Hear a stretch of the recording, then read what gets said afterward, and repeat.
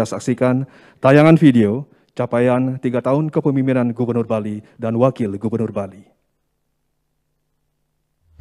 3 tahun pencapaian kinerja kepemimpinan Gubernur dan Wakil Gubernur Bali periode 2018-2023, 5 September 2018 sampai dengan 5 September 2021. Gubernur dan Wakil Gubernur Bali periode 2018-2023, Wayan Koster dan Cooke Sukawati, dilantik oleh Presiden RI Bapak Insinyur Joko Widodo pada Bude Pon Wukubale 5 September 2018 di Istana Negara, Jakarta.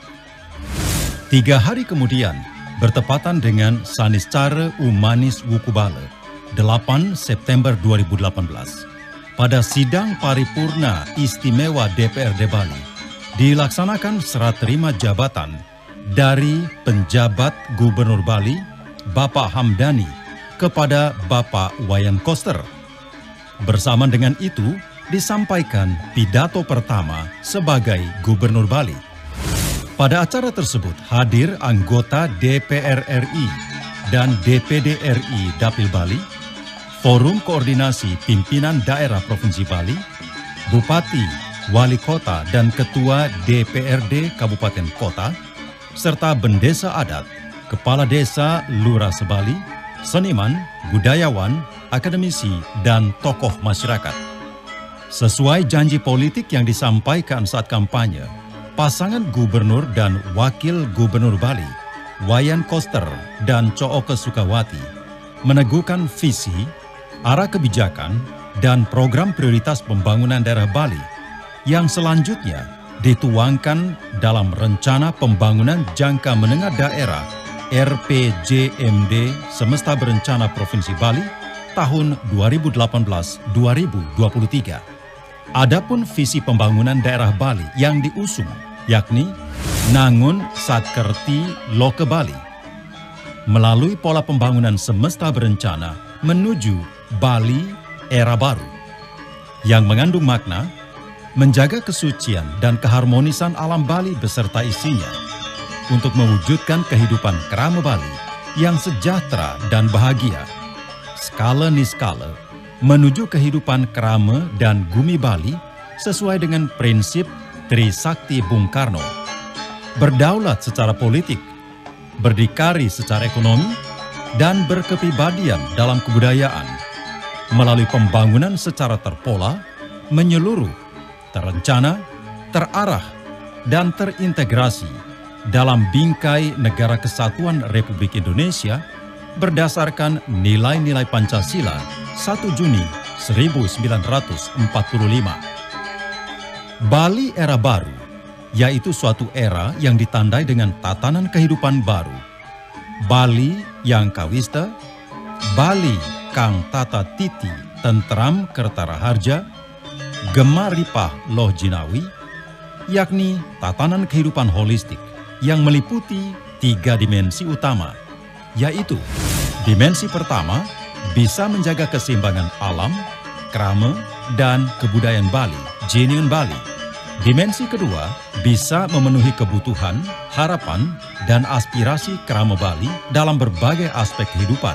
Dan dimensi ketiga merupakan manajemen risiko atau risk management, yakni memiliki kesiapan yang cukup dalam mengantisipasi munculnya permasalahan dan tantangan baru dalam tataran lokal, nasional, dan global yang akan berdampak secara positif maupun negatif terhadap kondisi di masa yang akan datang.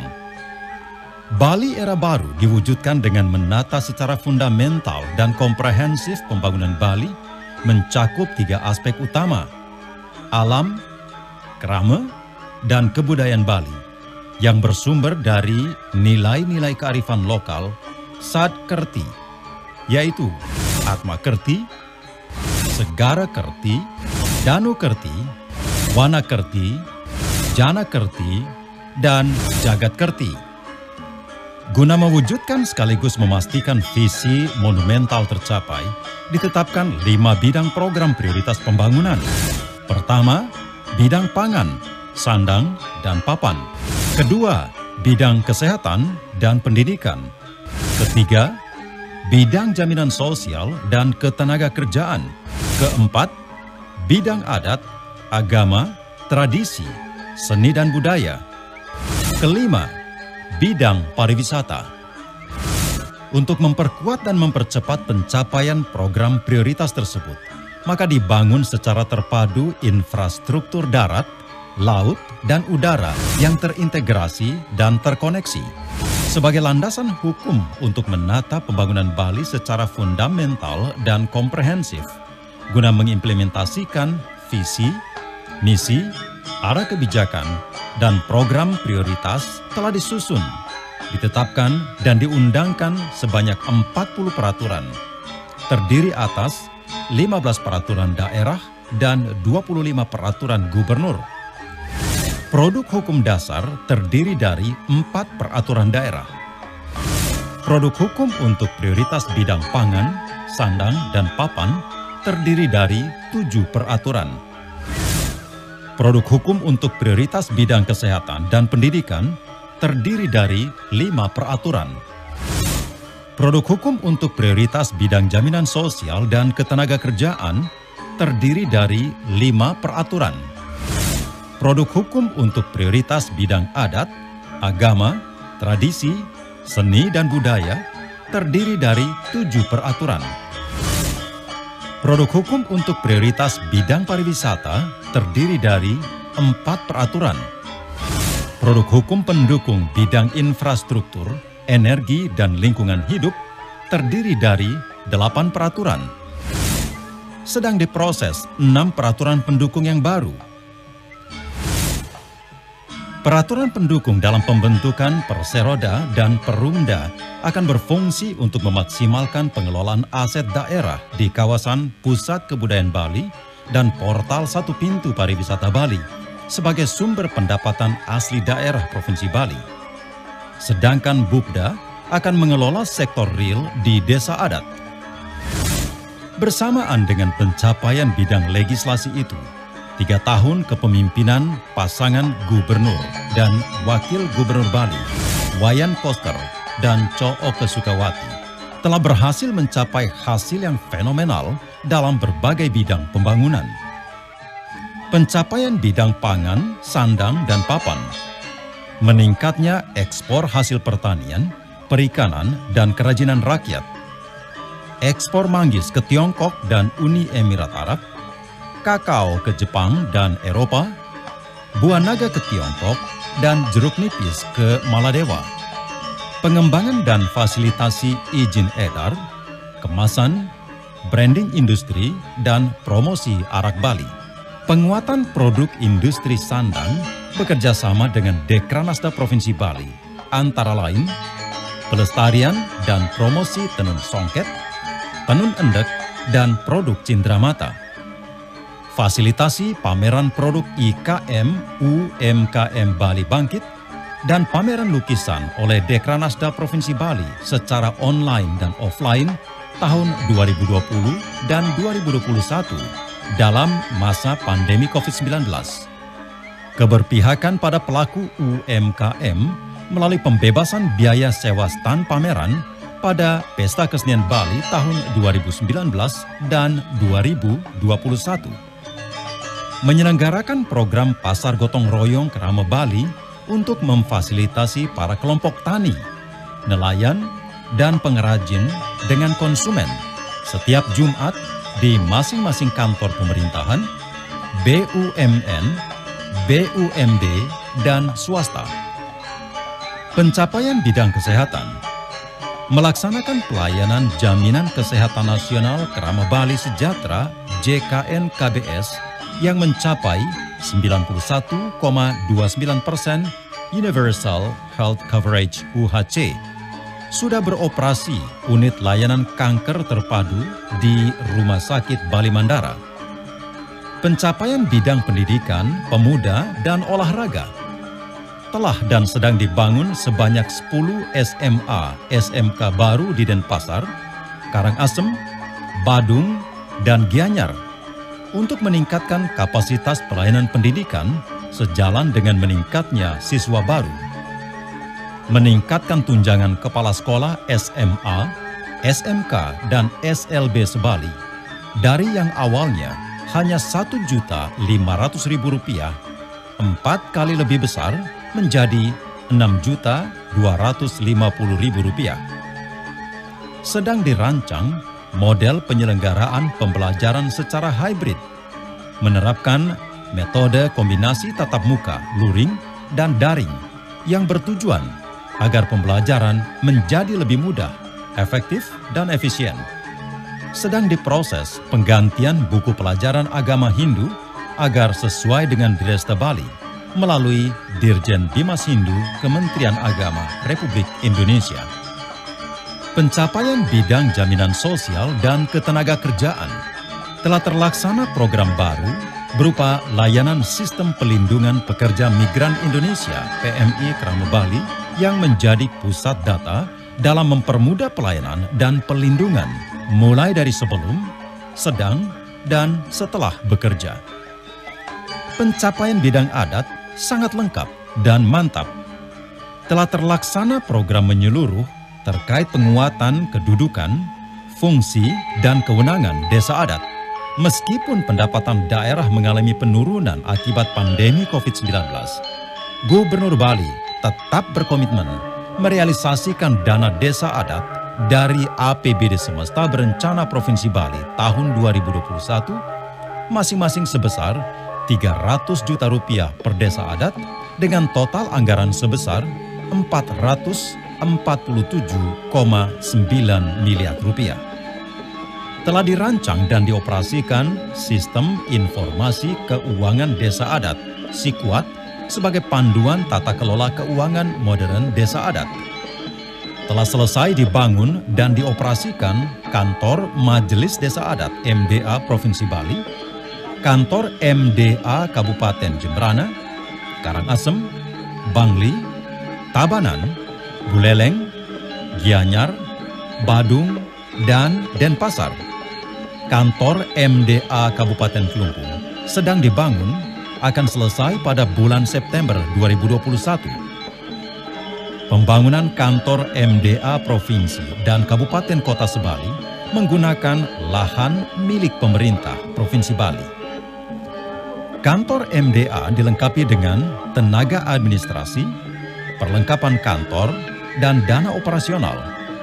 Ini merupakan program terobosan baru dan pertama dalam sejarah dengan bangunan kantor yang megah dan arsitektur seragam sebagai bentuk keberpihakan nyata Gubernur Bali kepada desa adat.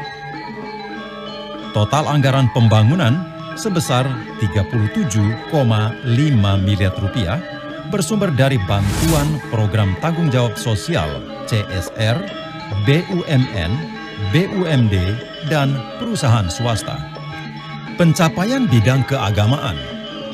Sudah dimulai tahapan pelaksanaan program pelindungan kawasan suci Besaki secara terintegrasi yang meliputi bangunan parkir, penataan pembangunan gedung parkir di area Manikmas, penataan kios, pedagang, UMKM, dan fasilitas umum di area Bencinga, serta penataan Margi Agung sepanjang 700 meter. Gedung parkir menampung 66 bus, 1.200 kendaraan roda 4, dan 1.400 sepeda motor. Pembangunan memerlukan anggaran sebesar Rp900 miliar yang bersumber dari APBN Kementerian PUPR sebesar Rp500 miliar dan APBD Semesta Berencana Provinsi Bali sebesar Rp400 miliar. Peletakan batu pertama pada hari Rabu, Bude Umanis Dukut, tanggal 18 Agustus 2021. Pembangunan ini ditargetkan selesai tahun 2022. Sudah dimulai tahapan pelaksanaan program pelindungan pura, pratime, dan simbol-simbol keagamaan. Pencapaian bidang tradisi, seni, dan budaya. Pemantapan pelaksanaan kebijakan penggunaan bahasa, aksara, sastra Bali, serta busana adat Bali Pemantapan penyelenggaraan Bulan Bahasa Bali setiap tahun pada bulan Februari tahun ini diselenggarakan secara virtual. Peningkatan kualitas penyelenggaraan Pesta Kesenian Bali tahun ini diselenggarakan secara hybrid, luring, dan daring. Pemantapan penyelenggaraan Bulan Bung Karno setiap tahun pada bulan Juni di tingkat provinsi dan kabupaten kota sampai di desa kelurahan sebali. Tahun ini diselenggarakan secara hybrid, luring, dan daring. Pemantapan penyelenggaraan Festival Seni Bali Jani setiap tahun pada bulan Oktober. Tahun ini akan diselenggarakan secara hybrid, luring, dan daring. Pelaksanaan pembangunan kawasan Pusat Kebudayaan Bali. Kawasan Pusat Kebudayaan Bali merupakan program yang sangat monumental untuk penguatan dan pemajuan kebudayaan Bali. Pembangunan kawasan memerlukan lahan seluas 334 hektar, terdiri dari lahan milik masyarakat dan lahan milik negara. Kawasan Pusat Kebudayaan Bali terdiri dari zona inti, zona penyangga, dan zona penunjang. Pembangunan kawasan Pusat Kebudayaan Bali memerlukan anggaran sekitar 2,5 triliun rupiah bersumber dari APBN, APBD Semesta Berencana Provinsi Bali, dan pinjaman tanpa bunga Program Pemulihan Ekonomi Nasional (PEN). Pencapaian bidang pariwisata. Memantapkan tata kelola pariwisata Bali. Kepada semua warga negara asing yang akan berkunjung ke Indonesia, khususnya ke Bali, agar tetap menghormati hukum yang berlaku di Indonesia dan menghormati serta secara bersama-sama menjaga nilai-nilai budaya yang ada di Provinsi Bali, yang menjadi nilai-nilai yang adiluhung yang dihormati oleh masyarakat Bali. Dan kita berharap ini juga agar dihormati oleh siapapun juga yang berkunjung ke Provinsi Bali, agar nilai-nilai budaya Bali yang merupakan warisan leluhur kami di Bali itu tetap mendapat tempat yang mulia, terhormat di hadapan seluruh masyarakat dunia. Anda cinta Bali? Anda hormati Bali? Anda ingin lagi datang ke Bali?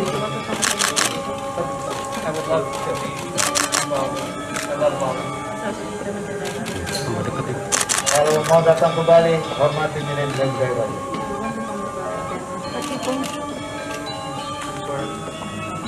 Tidak boleh melakukan ini lagi. Dilarang keras.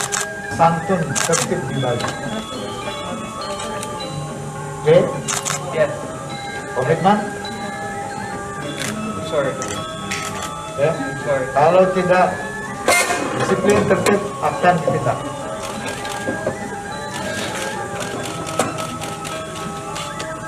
Sorry. Thank you. Menyusun dan melaksanakan sistem portal satu pintu pariwisata Bali yang akan dikelola oleh Perumda Bali. Gubernur Bali, Wayan Koster, membuktikan keseriusannya membangun infrastruktur darat, laut, dan udara secara terintegrasi dan terkoneksi dengan pencapaian sangat nyata.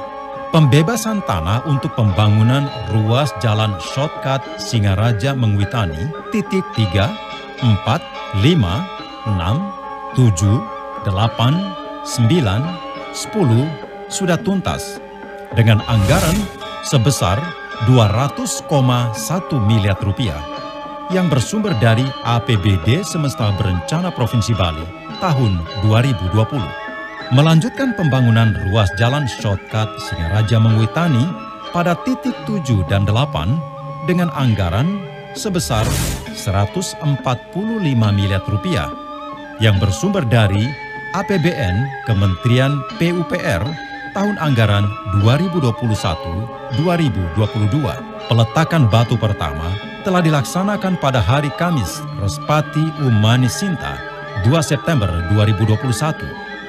Sedang dilaksanakan pembangunan pelabuhan segitiga Sanur Denpasar Sampalan Nusa Penida, dan Bias Munjul Nusa Ceningan Klungkung. Total anggaran yang diperlukan sebesar 560 miliar rupiah, bersumber dari APBN Kementerian Perhubungan. Pelabuhan Sampalan Nusa Penida akan selesai bulan Oktober tahun 2021. Pelabuhan Bias Munjul Nusa Ceningan dan Pelabuhan Sanur akan selesai tahun 2022. Pembangunan Sungai Buatan, normalisasi Tukat Unda sebagai zona penyangga kawasan pusat kebudayaan Bali. Total anggaran sebesar 313 miliar rupiah bersumber dari APBN Kementerian PUPR.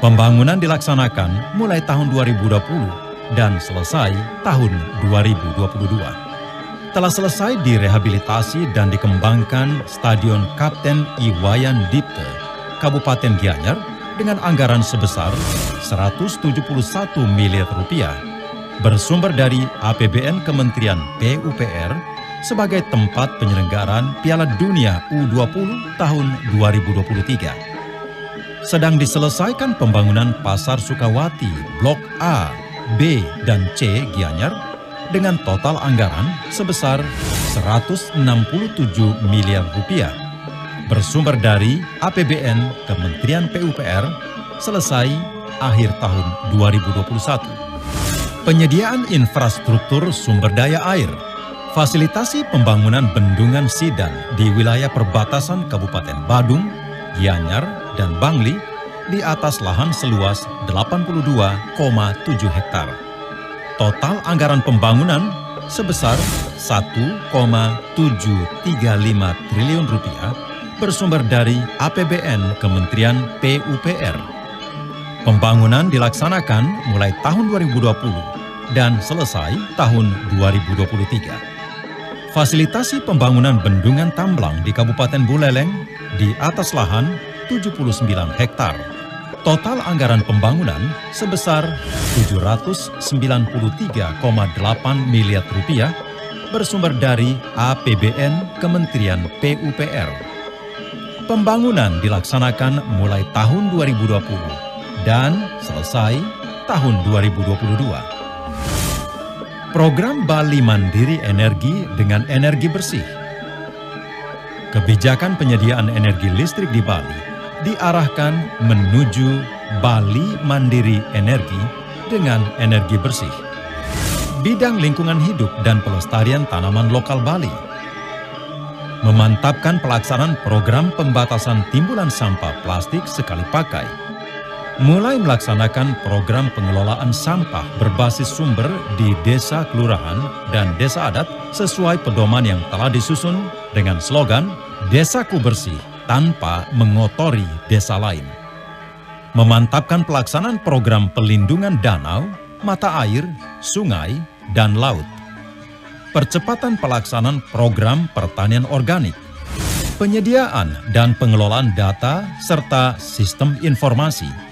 Melanjutkan pelaksanaan program bidang teknologi informasi berupa penyediaan layanan Wi-Fi gratis dengan target 1.828 titik untuk semua desa adat, puskesmas, objek wisata, dan SMA, SMK, SLB se-Bali guna mendukung aktivitas muda milenial Bali. Gubernur Bali, Wayan Koster, memiliki komitmen kuat dalam meningkatkan kualitas tata kelola pemerintahan yang efektif, efisien, transparan, akuntabel, dan bersih dari korupsi dengan menerapkan tata kelola pemerintahan berbasis elektronik dalam rangka menyelenggarakan pemerintahan efektif, efisien, transparan, akuntabel, serta bersih dari korupsi. Pemerintah Provinsi Bali melakukan reformasi birokrasi yang ditandai dengan memantapkan pelaksanaan sistem pelayanan administrasi dan kinerja kepegawaian berbasis elektronik bagi ASN di lingkungan pemerintah Provinsi Bali dan pemerintah Kabupaten Kota se-Bali. Dengan sistem ini, maka proses kenaikan jabatan fungsional dan golongan menjadi lebih sederhana, lebih cepat, dan lebih tepat, serta tanpa biaya. Merampingkan organisasi perangkat daerah. Tahap pertama tahun 2019 dari 49 menjadi 41.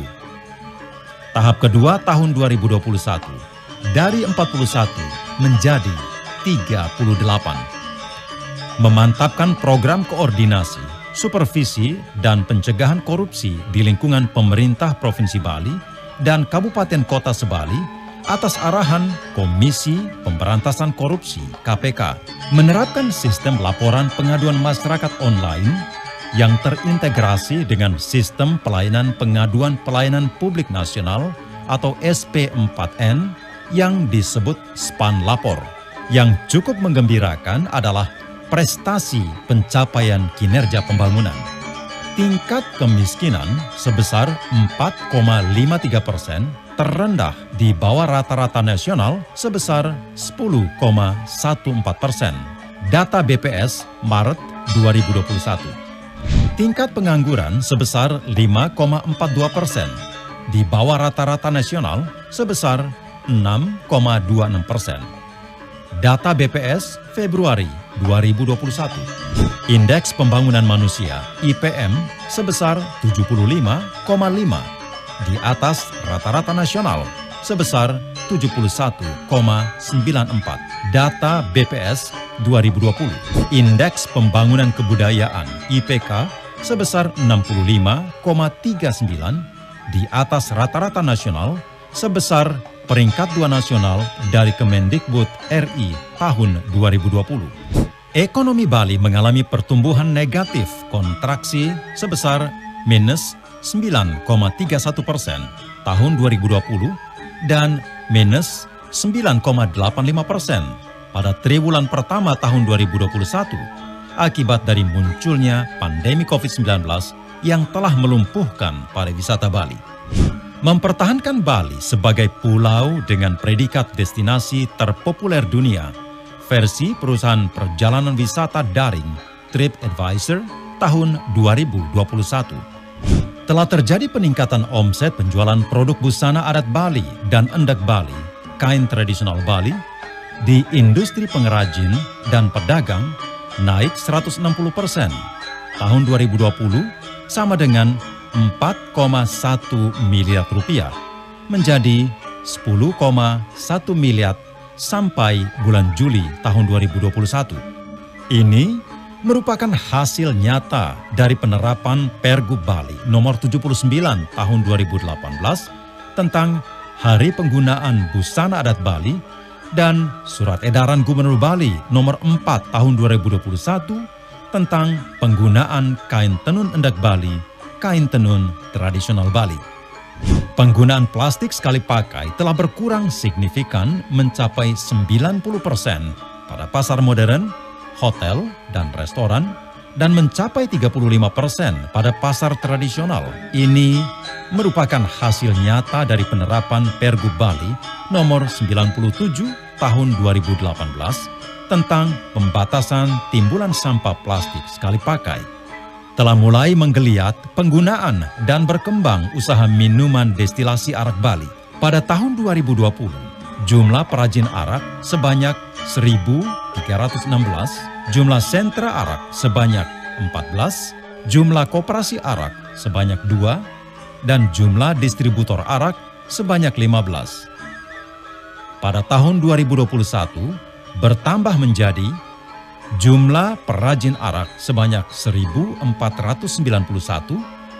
jumlah sentra arak sebanyak 21, jumlah koperasi arak sebanyak 5, dan jumlah distributor arak sebanyak 23. Ini merupakan hasil nyata dari penerapan Pergub Bali nomor 1 tahun 2020 tentang tata kelola minuman fermentasi dan atau destilasi khas Bali. Telah diperoleh hak kekayaan intelektual sebanyak 96 sertifikat terdiri dari 19 sertifikat ekspresi budaya tradisional, 7 sertifikat indikasi geografis, 68 sertifikat hak cipta, dan 2 sertifikat hak paten yang diperoleh sejak tahun 2019 sampai dengan Juli 2021. Peningkatan pencapaian ini merupakan hasil dari kebijakan fasilitasi proses perolehan kekayaan intelektual oleh Dinas Kebudayaan, Dinas Pertanian, Dinas Perindustrian dan Perdagangan, serta Dinas Koperasi yang dikoordinir oleh Badan Riset dan Inovasi Daerah Bali. Dengan kepemimpinan yang tegas, Gubernur Bali Wayan Koster telah menunjukkan prestasi kinerja tata kelola pemerintahan yang sangat memuaskan. Opini wajar tanpa pengecualian WTP dengan kualitas semakin baik dalam tata kelola keuangan daerah dari BPK RI. Peringkat 1 terbaik nasional untuk pelaksanaan Program Strategi Nasional Pencegahan Korupsi Stranas PK dari KPK RI. Peringkat 1 terbaik nasional dalam program MCP Koordinasi, Supervisi, dan Pencegahan Korupsi dari KPK RI. Pencapaian penanganan COVID-19. Penanganan COVID-19 meliputi 3 hal. Pengendalian jumlah kasus baru positif COVID-19, peningkatan angka kesembuhan, dan pengendalian angka kematian. Dalam pengelolaan penanganan tersebut, Bali masih memperoleh penilaian dengan kategori baik dari pemerintah pusat.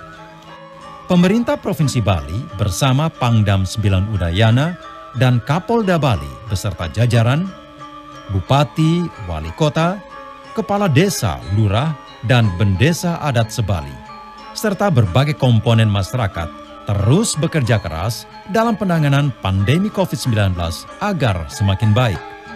Pencapaian vaksinasi tertinggi di Indonesia, vaksin suntik ke-1 mencapai di atas 100% dari target 3 juta penduduk yang divaksin, dan vaksin suntik kedua ditargetkan selesai pada akhir bulan September 2021. Dengan pencapaian vaksinasi ini, diharapkan akan terbentuk herd immunity atau kekebalan kelompok. Kita semua, Krama Bali, patut bersyukur dan mengapresiasi karena dalam waktu 3 tahun kepemimpinan telah berhasil memberlakukan 40 peraturan baru yang benar-benar sangat progresif, transformatif, dan inovatif, berkaitan dengan kebijakan dan upaya dalam menjaga alam, krama, dan kebudayaan Bali. Sejumlah pihak mengapresiasi bahwa peraturan tersebut sangat berpihak pada kearifan lokal serta berhasil menjadi pendorong perubahan sosial dalam membangun tatanan kehidupan era baru. Peraturan yang berkaitan dengan kebijakan untuk menjaga alam Bali yang bersih antara lain pembatasan timbulan sampah plastik sekali pakai, pengelolaan sampah berbasis sumber, pelindungan danau, mata air, sungai, dan laut, pelestarian tanaman lokal Bali, sistem pertanian organik, Bali energi bersih, dan kendaraan bermotor listrik berbasis baterai. Peraturan yang berkaitan dengan kebijakan untuk meningkatkan kualitas krama Bali agar sejahtera dan bahagia antara lain penyelenggaraan ketenagakerjaan, penyelenggaraan kesehatan, pemasaran dan pemanfaatan produk pertanian, perikanan dan industri lokal Bali, tata kelola minuman destilasi arak Bali, jaminan kesehatan Krama Bali Sejahtera, pelayanan kesehatan tradisional Bali, dan sistem pelindungan pekerja migran Indonesia Krama Bali, PMI Krama Bali. Peraturan yang berkaitan dengan kebijakan untuk menguatkan dan memajukan adat istiadat, tradisi, seni budaya, dan kearifan lokal Bali antara lain penguatan desa adat, penguatan dan pemajuan kebudayaan Bali, hari penggunaan busana adat Bali, pelindungan dan penggunaan bahasa, aksara, dan sastra Bali, serta penyelenggaraan Bulan Bahasa Bali, pelindungan pura, pertime, dan simbol keagamaan, serta penggunaan kain endek Bali, kain tradisional tenun Bali.